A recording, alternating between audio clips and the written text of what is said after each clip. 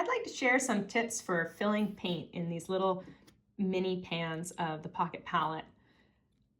I squeeze the paint in, and as I squeeze it, I smush it down to fill in all the corners.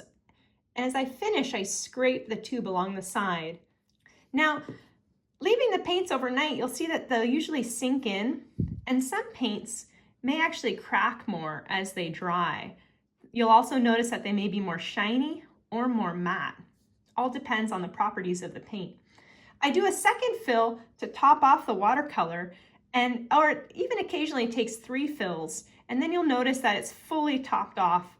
And this holds enough paint to really last weeks of sketching, depending on how much you're using them. I'll often label the backs of my pans. This is transparent Purell Orange. I have a little label maker.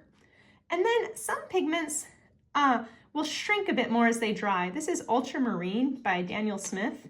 And you'll notice that one fell out of the pan.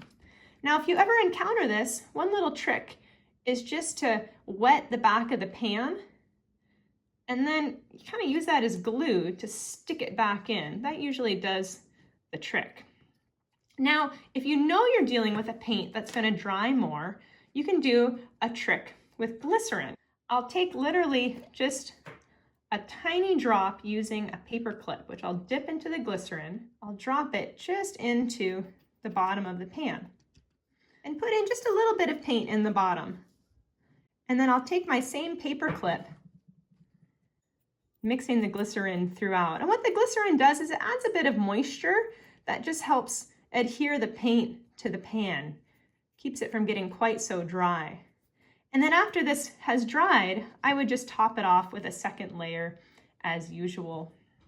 So I hope that helps in filling up your palettes. Explore, have fun, and let me know if you have any questions.